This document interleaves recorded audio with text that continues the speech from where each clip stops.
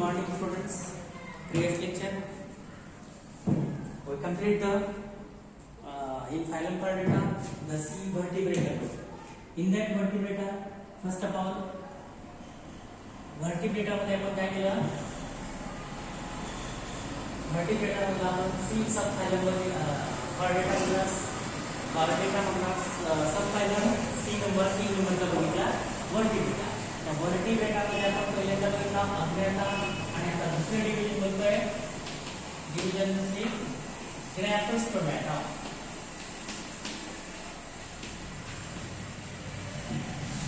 Gnatostomata. आता हे Gnatostomata मध्ये it divided into the two super classes. Gnatostomata it divided into two super classes. Super class Pisces आणि दुसरा super class Tetrapoda. Tetrapoda. Pisces means the fin bearing animals and tetrapoda means the four limbs bear. Limbs म्हणजे हात आणि पाय appendages असलेला. तर आपण त्याच्यामधला पहिला बघू आपण हा सुपर क्लास Pisces.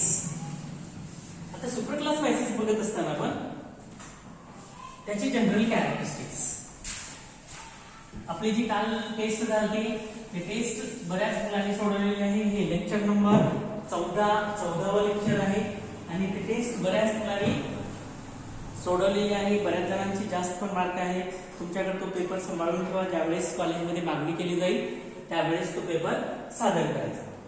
आणि व्हिडिओ बघत असताना YouTubeच्या लिंकवर जर तुम्ही क्लिक केला तर तुम्हाला स्क्रीन मोठं दिसेल आणि सगळं अक्षर फिगर क्लिअर दिसतील. त्याचबरोबर तुम्हाला परत कधी पण हा व्हिडिओ बघायचा असेल तर त्याच्यासाठी तुम्ही काय करा की आपल्या ह्या चॅनलला सबस्क्राईब करा, म्हणजे तुम्हाला पाहिजे त्यावेळेस बघता येईल. ओके. आता सुपर क्लास Pisces याच्यामध्ये जी जनरल कॅरेक्टरिस्टिक्स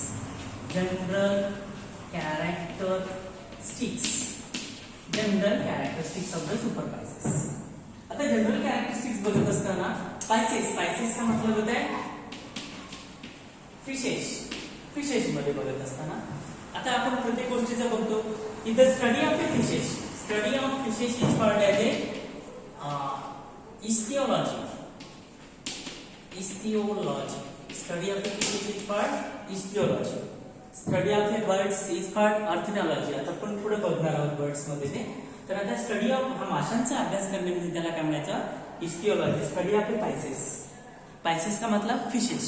तर याची जनरल कॅरेक्टरिस्टिक्स बघत असताना पहिले जनरल कॅरेक्टरिस्टिक्स आहे सुपर क्लास Pisces की ऑल कॅरेक्टरिस्टिक्स बघत असताना ऑल Pisces आर द पहिले कॅरेक्टरिस्टिक ऑल एनिमल्स किंवा ऑल Pisces आर एक्वॅटिक. सगळे फिश हे एक्वॅटिक आहेत. एक्वॅटिक म्हणजे पाण्यात राहणारे जलचर आहेत. मग ते मरीन वॉटर असतील किंवा फ्रेश वॉटर असतील मरीन वॉटर किंवा फ्रेश वॉटर दोन्ही पण वॉटर मध्ये असणारे म्हणजे जनरल कॅरेक्टरिस्टिक्स बघतात. Pisces ची जनरल कॅरेक्टरिस्टिक्स बघत असताना किंवा फिशेस ची जनरल कॅरेक्टरिस्टिक्स बघत असताना all Pisces are the aquatic. हे सगळे मासे एक्वॅटिक आहेत. एक्वॅटिक म्हणजे all these are the present in the water. म्हणजे काय जनरल कॅरेक्टर, हे सगळे जलचर प्राणी आहेत. मग ते खाऱ्या पाण्यात असतील किंवा गोड्या पाण्यात असतील. मरीन वॉटर का मतलब खारं पाणी, फ्रेश वॉटर का मतलब गोड पाणी. दोन्हीपैकी कुठल्या पण पाण्यात असेल. दुसरे कॅरेक्टरिस्टिक्स बघत असताना दीज एनिमल्स आर द पायकिलोथर्मिक. आता पायकिलोथर्मिक म्हणजे काय, the fishes or these animals they can adjust their body temperature according to the surrounding temperature. म्हणजे ज्या पाण्यामध्ये राहतात ते त्या पाण्याच्या तापमानावर स्वतःच्या बॉडीचं तापमान ऍडजस्ट करतात. These are the पायकिलोथर्मिक. पायकिलोथर्मिक म्हणजे काय, they adjust their body temperature according to the surrounding temperature of the water. ज्या पाण्यामध्ये ते राहतात त्या पाण्याच्या तापमानानुसार ते काय करतात, आपल्या बॉडीचं तापमान मेंटेन करतात. आता त्याच्यानंतर सगळ्या फिशेस मध्ये there is a lateral line is present. Lateral line is present. आता हे लॅटरल लाईन काय असते, तर लॅटरल लाईन समजण्यासाठी परत एक फिश काढू आपण. आता समजा हा फिश आहे, हा एक फिश आहे समजा आपण. तर ह्या सेंटरला एक लॅटरल लाईन असते. या लॅटरल लाईन सगळ्या फिशेस मध्ये किंवा सगळ्या त्या एनिमल्स मध्ये, पायसेस मधल्या सगळ्या फिशेस मध्ये लॅटरल लाईन सिस्टम असते. आता या लॅटरल लाईनचा उपयोग काय, तर in the lateral line there are the receptors. Receptors are present. ह्या लॅटरल लाईन मध्ये काय असतात, रिसेप्टर्स असतात. These receptors are used for the detection of the current of water. Detection for the current of water म्हणजे काय, हे receptor या ज्या लॅटरल लाईन मध्ये प्रेझेंट आहे हे पाण्याचा प्रवाह डिटेक्ट करण्यासाठी मदत करतात. सगळ्या माशांमध्ये किंवा सगळ्या फिशेस मध्ये अशी लॅटरल लाईन सिस्टीम असते आणि ह्या लॅटरल लाईन सिस्टीम मध्ये रिसेप्टर असतात आणि हे रिसेप्टर काय करतात, they are helpful for the detect the current of the water, flow of the water. पाण्याचा प्रवाह कसा आहे, कुणकडल्या बाजूला आहे ते शोधण्यासाठी हे रिसेप्टर मदत करतात. महत्वाचा पॉइंट आहे, receptors are present in the lateral line which detect the current of the water. Current of the water प्रवाह पाण्याचा प्रवाह डिटेक्ट करण्यासाठी मदत करतात. आता त्याच्यानंतर locomotion of the Pisces. Locomotion का मतलब काय, लोकोमोशन म्हणजे काय, एका ठिकाणाहून दुसऱ्या ठिकाणी जाणे, एका ठिकाणाहून दुसऱ्या ठिकाणी जाणे त्याला म्हणतात locomotion. The displacement of the distance from one place to the another place is called as a locomotion. The locomotion in the pisces or fishes by the किंवा with the help of fins. याचे जे पर आहे and body muscles आणि body muscles. fins आणि body muscles च्या सहाय्याने त्याची locomotion होते. The locomotion of the fishes with the help of a fins, पर त्याला जे पंख आहेत ते पर आणि बॉडीच्या मसल्स या दोन्हीच्या मदतीने काय करतात ते लोकोमोशन करतात. आता पुढचे कॅरेक्टरिस्टिक्स आपण बघतोय. फिशेसचं लोकोमोशन सांगितलं, locomotion of the fishes with the help of fins आणि बॉडी मसल्स. आता त्याच्या पुढचे कॅरेक्टरिस्टिक्स, एक्झोस्केलेटन. एक्झो बाहेरचं, exoskeleton is in the form of dermal scales. Exoskeleton बाहेरचं आवरण, मग त्याच्या बॉडीवर असलेले जे स्केल आहे, खोले आहेत, ते खोले त्याचं एक्झोस्केलेटन म्हणून काम करतात. Exoskeleton is in the form of dermal scales. That scales may be placoid scale, ctenoid scale, cycloid scale. These are the types of the scale, and these scales which protect the body of a fish. That is, the exoskeleton is in the form of स्वरूपात कुणाच्या, dermal scale. डर का मतलब त्वचा, त्वचेवरचे जे scale आहेत त्या scale त्याचा exoskeleton म्हणून काम करतात. आता त्याच्यानंतर एंडोस्केलेटन. एंडो आतलं. आपण माशाचे कॅरेक्टरिस्टिक्स बघतोय. Endoskeleton may be cartilaginous or it may be bony. जे मधला सापळा आहे त्याचा, मधला सापळा एक्झोस्केलेटन बाहेरचं, एंडो आतला सापळा, it is made from the cartilaginous और कार्टिलेज पासून बनलेला आहे किंवा बोन्स पासून बनलेला आहे. इट मे बी कार्टिलेजिनस और बोनी. कार्टिलेजिनस आपल्या कानामधलं जे हड्डी आहे ती हड्डी कार्टिलेजिनस आहे, नाकामधली जी हड्डी आहे ती कार्टिलेजिनस आहे, आणि बोन जे ओरिजिनल हाड असणारे किंवा कार्टिलेजिनस, हा एक तर एंडोस्केलेटन कार्टिलेजचा असेल किंवा बोनचा असेल. The endoskeleton may be cartilage or bones. आता त्याच्यानंतर पुढचा पॉइंट की बॉडी, या सगळ्या माशांची बॉडी इज अ स्ट्रीमलाइन्ड किंवा दुसऱ्या शब्दात it is a boat shaped.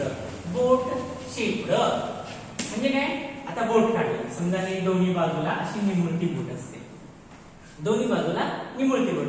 This body shape is the streamline or boat shaped and which is helpful for, ही कशासाठी, which is helpful for the swimming, हे पोहण्यासाठी त्याला मदत करते. म्हणजे काय होतंय, it avoid the resistance of water during the swimming. म्हणजे पाण्याचा प्रतिकार करण्यासाठी ही निमुळती असल्यामुळे काय होईल, पाण्यामध्ये पोहताना त्याला सोपं जाईल. म्हणजे काय, it resist the current of water किंवा वॉटर ड्युरिंग द स्विमिंग. पोहताना त्याला पाण्याचा प्रतिरोध कमी करण्यासाठी, it avoid the resistance of water, resistance of water पाण्याचा प्रतिरोध कमी करण्यासाठी उपयोगी पडेल. आता त्याच्यानंतर पुढचं respiration. Respiration with the help of gills. म्हणजे कसलं रेस्पिरेशन आलं, the branchial respiration. Branchial respiration म्हणजे याच्यामधलं जे रेस्पिरेशन आहे ते गिल्स मार्फत होतं, कल्ल्यामार्फत होतं. गिल्स मार्फत किंवा कल्ल्यामार्फत रेस्पिरेशन होतं. Respiration with the help of A gills, त्यालाच आपण काय म्हणतोय, ब्रांचियल रेस्पिरेशन. त्यालाच काय म्हणतोय, ब्रांचियल रेस्पिरेशन. आता त्याच्यानंतर सर्क्युलेटरी सिस्टीम मध्ये जर गेलो आपण, circulatory system, circulatory system, the heart. आता हे हार्ट जे आहे, it is a two chambered heart. Two chambered heart, दोन टप्प्याचं हृदय. Two chambered heart, one auricles and one ventricle. Ventricle आता बघा समजण्यासाठी ते काढतो मी. हे एक इकडचं दिसणार नाही तुम्हाला, त्याच्या पलीकडे हे हार्टाचं वरचा अरिकल आणि हे ventricle, auricle ventricle. The heart is a two chambered atrium and ventricle. आता हे हार्टची दुसरी गोष्ट, this heart contain the deoxygenated blood. Heart मध्ये कसला आहे, डीऑक्सिजनेटेड ब्लड. या हार्ट मध्ये डीऑक्सिजनेटेड ब्लड आहे, म्हणून so this heart is called as a venous heart. म्हणून या हृदयाला व्हेनस हार्ट सुद्धा म्हणतात. This point may be a friend for the question for the NEET exam. The Venus heart म्हणजे काय, the heart contain the impure blood. Impure blood, not pure blood. Not pure blood, deoxygenated blood. Deoxygenated blood, अशुद्ध रक्त ज्याच्यामध्ये oxygen नाही, असं रक्त फक्त heart मध्ये आहे. दोन कप्प्याचा हार्ट आहे, वरचा कप्पा अट्रियम, खालचा कप्पा ventricle. And this heart pump only deoxygenated blood. So this heart is called as a venous heart. मग तुम्ही म्हणाल की हार्ट असं व्हेनस आहे, ब्लड प्युरिफाय कुठे होतं, तर this heart pump blood to the gills. Gills कडे जातात आणि गिल्स मध्ये काय होतं, the semi permeable membrane of the gills, there is a mixing of oxygen from the water, that is reserved oxygen, and from gills it supply to the all parts of the body. म्हणजेच काय, the single type of a circulation and closed type of a circulation is present. Single and closed type of the circulation present. Heart is two chambered, हृदय दोन टप्प्याचं आहे आणि या हृदयात फक्त इम्प्युअर ब्लड आहे. इम्प्युअर ब्लड आहे, डीऑक्सिजनेटेड ब्लड आहे, म्हणून this heart is called as a venous heart. म्हणून या हृदयाला व्हेनस हार्ट सुद्धा म्हणतात. आता त्याच्यानंतर पुढचा पॉइंट, पुढचे कॅरेक्टरिस्टिक्स माशामधलं किंवा फिशेस मधलं. द ब्रेन म्हणजे नर्वस सिस्टीम मध्ये आपण बोलतोय, नर्वस सिस्टीम मध्ये brain is well developed. Brain व्यवस्थित डेव्हलप झालेलं आहे. Brain is well developed. कळतंय का बघा, विथ इलॉंगेटेड ऑल्फॅक्टरी लोब्स, आणि त्याच्यामधले ऑल्फॅक्टरी लोब सुद्धा विकसित आणि इलॉंगेटेड आहेत, लांब झालेले आहेत. And there about 8 to 10 pairs of the cranial nerves are present. आणि त्याच्यामध्ये 8 ते 10 पेयर cranial nerves सुद्धा आहेत. वेल डेव्हलप्ड ब्रेन आणि cranial nerves सुद्धा आहेत. त्याच्यानंतर याचं दुसरे कॅरेक्टर, sexes are separate. म्हणजे काय, मेल वेगळा आहे आणि फिमेल वेगळी आहे. मेल आणि फिमेल आर डिफरंट. मेल वेगळा, फिमेल वेगळा. म्हणजे the sexes are separate, male and female are separated. That is male वेगळं female वेगळं असं दोन्ही पण आहे. आता त्याच्यानंतर फर्टिलायझेशन, यांच्यामधलं फर्टिलायझेशन कसं होतं? Fertilization is external. Fertilization is external and some species, काही फिश मध्ये it is also internal. काही माशामध्ये काय होतं? फर्टिलायझेशन एक्सटर्नल होतं, तर काही माशामध्ये फर्टिलायझेशन इंटरनल होतं. आता दे सम ऑफ देम, त्याच्यामधले काही ओव्हिपॅरस आहेत. ओव्हिपॅरस, काही त्याच्यामधले मासे ओव्हिपॅरस आहेत, तर काही मासे विव्हिपॅरस आहेत. Viviparous. Some are oviparous and some are viviparous. Oviparous म्हणजे काय? अंडे देणारे, एग लेडिंग एनिमल्स. आणि विव्हिपॅरस म्हणजे काय? They can go directly birth to the young one. पिल्लांना जन्म देणारे, पिल्लांना जन्म देणारे पण याच्यामध्ये आहेत आणि अंडी घालणारे पण आहेत. कळतंय का? आता अंडी घालणारे ओव्हिपॅरस, डेव्हलपमेंट इज इनडायरेक्ट अँड ह्याची डेव्हलपमेंट इज डायरेक्ट. विव्हिपॅरस डायरेक्ट पिल्लांना जन्म देणारे, म्हणजे काही मासे ओव्हिपॅरस आहेत तर काही फिशेस विव्हिपॅरस आहेत. कळलं का? बघा, nervous system well developed, brain is developed, cranial nerves are also present, sexes separate, fertilization external in some species and some species fertilization internal. Majority the fertilization is external and in some cases the fertilization is internal. Some fishes are the oviparous, अंडे देणारे आहेत. Some fishes are the viviparous, पिल्लांना direct जन्म देणारे पण आहेत. कळलं कितीपर्यंत? आता त्याच्यानंतर हे झाले general characteristics of the fishes. General characteristics of the fishes नंतर these super class spices it further divided into the two sub class. ह्याच्यानंतर परत स्पाइसेस मध्ये दोन सब क्लास. कुठला? एक कॉन्ड्रिस्थाइस,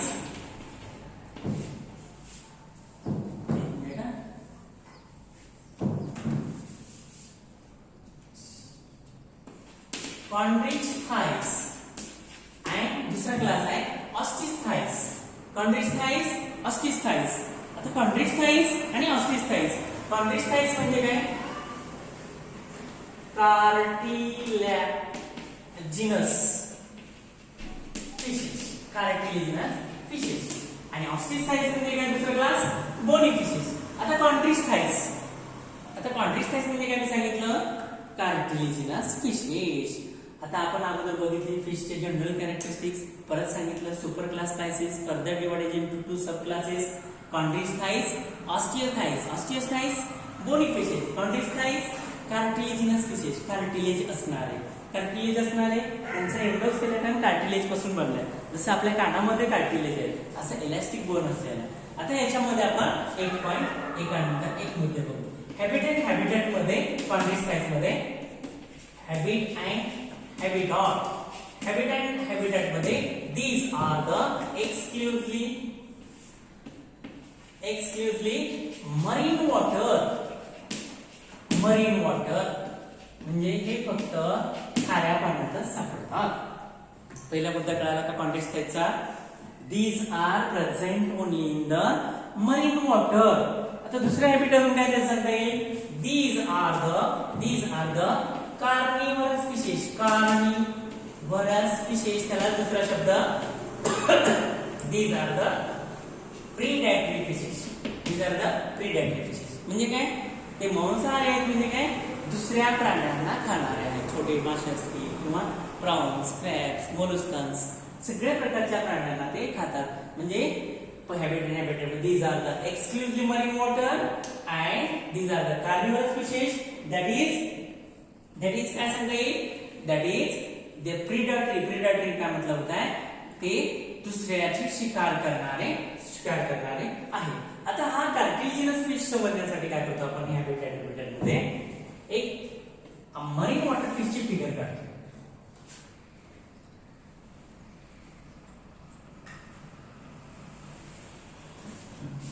आता हा मरीन वॉटर फिश कुठला आहे? हा आहे स्कॉलिडॉन. कुठला आहे? स्कॉलिडॉन. हा डॉर्सल फिन. हा आहे नॉस्ट्रिल.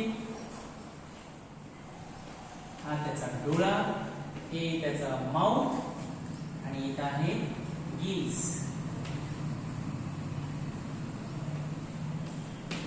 गिल्स इथं आहे गिल्सच्या नंतर हा पेक्टोरल फिन आणि हा इथं आहे पेल्विक फिन.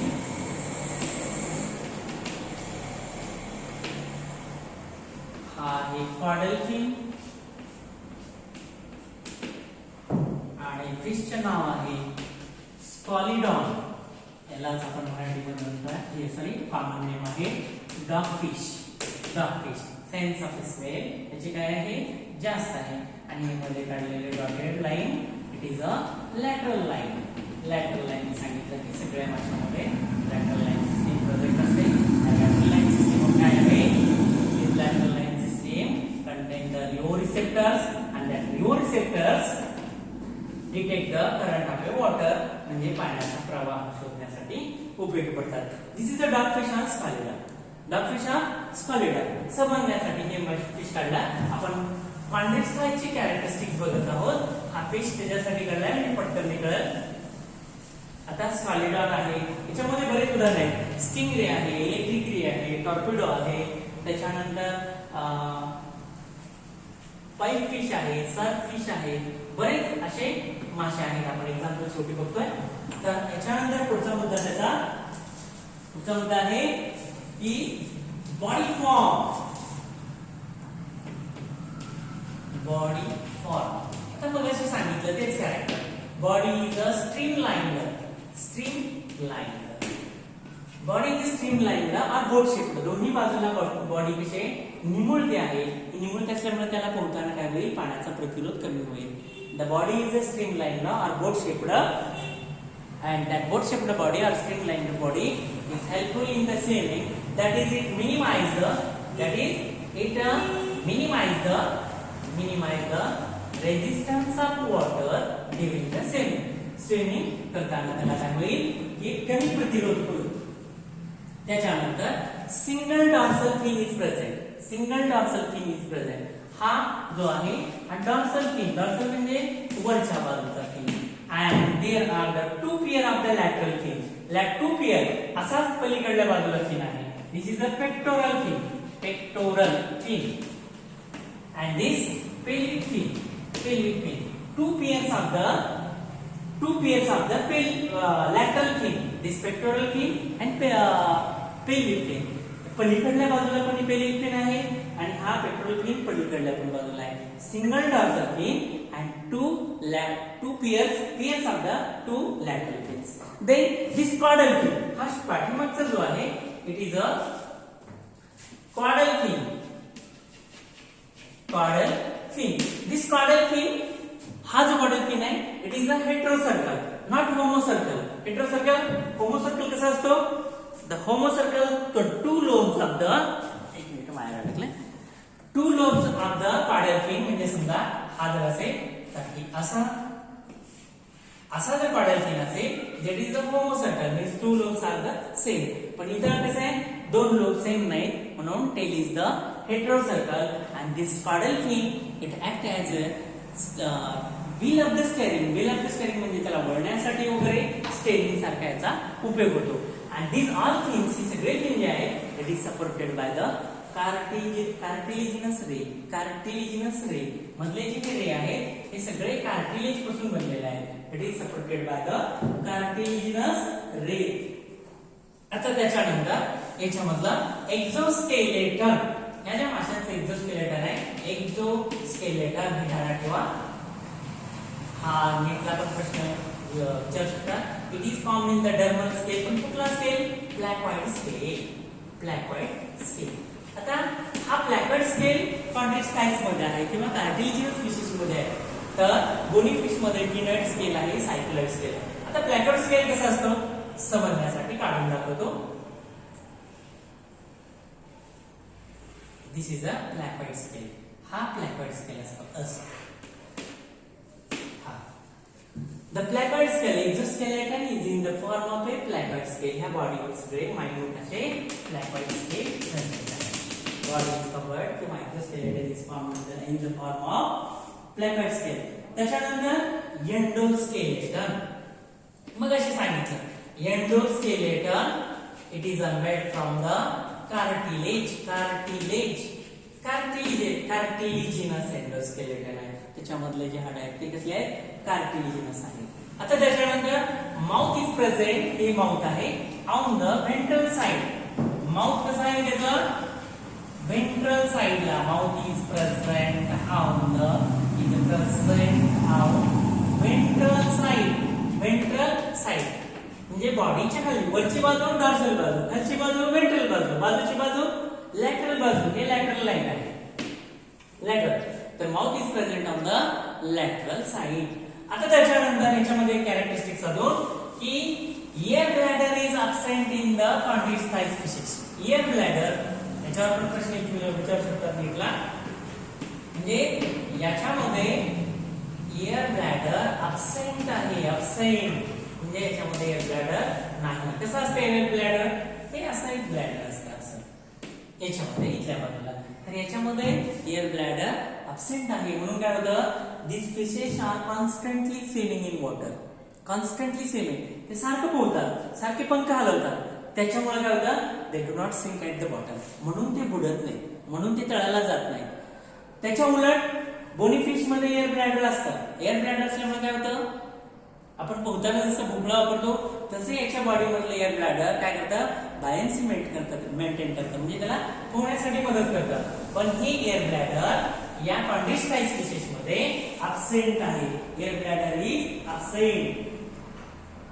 आता त्याच्यामध्ये काही फिशेस कसे आहेत इन सम फिशेस किंवा some electric organs are present. काही माशांमध्ये काय आहेत electric organs are present. Electric organs are present in some fishes. काही माशांमध्ये काय इलेक्ट्रिक ऑर्गन्स प्रेझेंट आहे. आता इलेक्ट्रिक ऑर्गन प्रेझेंट असलेले कुठले मासे तर इलेक्ट्रिक रे. त्याला काय म्हणायचं इलेक्ट्रिक रे. इलेक्ट्रिक ऑर्गन असलेला इलेक्ट्रिक रे हा पण कॉन्ट्रिस्टाइज मधला मासा आहे. Electric organs are present in the electric ray आणि दिस इलेक्ट्रिक रे मध्ये आहे इलेक्ट्रिक ऑर्गन काय करतो it is helpful for the offence and defence. Offence का मतलब काय शिकार करण्यासाठी आणि डिफेन्स का मतलब काय संरक्षण करण्यासाठी. म्हणजे this electric organs are helpful for the offence and defence. त्याच्यानंतर दुसरा फिश आहे प्रेस्टिस. प्रेस्टिस पण आहे एक्झाम्पल त्यालाच आपण पाहून म्हणतोय सॉफिश. म्हणजे काय याचा पुढचा भाग जो आहे स्नाउट हे करवती सारखं असतं. असं समजा हे स्नाउट आहे असं हे करवत सारखं असं स्नाउट असतं. ते म्हणून काय म्हणायला सॉफिश हे स्नाउट पुढचा नाकाचा भाग. त्याच्यामध्ये प्रेस्टिस आहे. त्याच्यानंतर अजून कुठला आहे की कॉमन स्केप आहे. कॉमन स्केप त्याच्यानंतर एक्झाम्पल मध्ये स्पॉलिडॉन आहे. स्पॉलिडॉनला आपण काय म्हणताय डॉग फिश म्हणताय डॉग फिश. त्याच्यानंतर अजून त्याच्यामध्ये फिश कुठला आहे टॉर्पिडो आहे. टॉर्पिडो आहे. दिस इलेक्ट्रिक ऑर्गन्स हे जे असतात मासे आहेत they give the electric shocks to the predators and self defence. स्वतःचं संरक्षण करण्यासाठी हे इलेक्ट्रिक ऑर्गन्स त्याला मदत करतात. आता त्याच्यानंतर सेक्सेस हे बघा सम फिशेस आर ऑल्सो पॉइझनस. काही मासे याच्यामधले विषारी आहेत जसं की ट्रायगॉन आहे. ट्रायगॉन इज द पॉइझनस फिश. ट्रायगॉन मध्ये काय होतं हे पॉइझनस फिश काय करतात दे स्टिंग द प्रिडेटर्स ऑर प्रे. ट्रायगॉन जो मासा असतो काय करतो याच्याकडं विषारी द्रव आहे. त्याने काय करतो तो नांगी मारतो.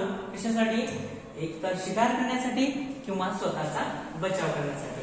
म्हणजे this electric organs poisonous organ these are helpful for the offence and defence in the chondrichthyes cartilaginous fishes. आता त्याच्यानंतर पुढचा मुद्दा आहे की सेक्सेस आर सेपरेट. त्याच्यामध्ये मेल आणि फिमेल दोन्ही पण वेगळे आहेत. Sexes R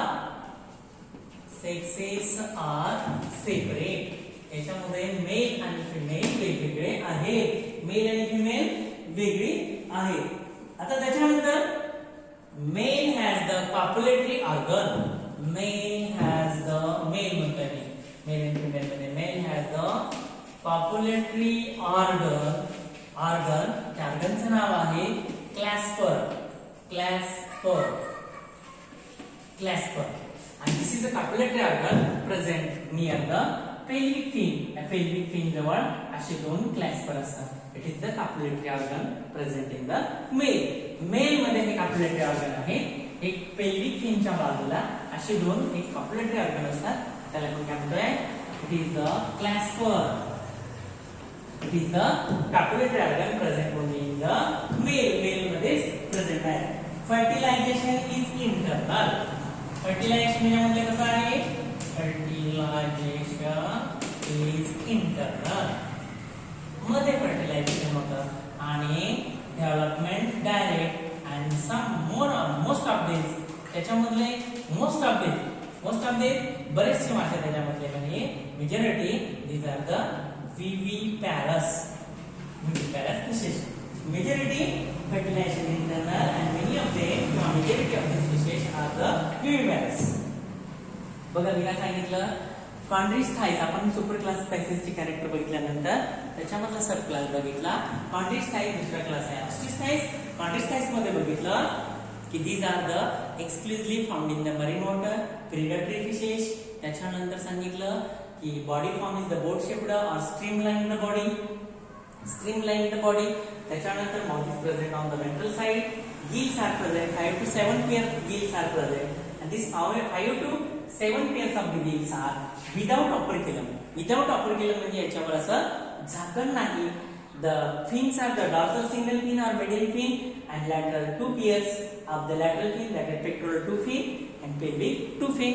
Caudal fin is the heterocercal, not homocercal, and their caudal fin act as a steering wheel during the swimming.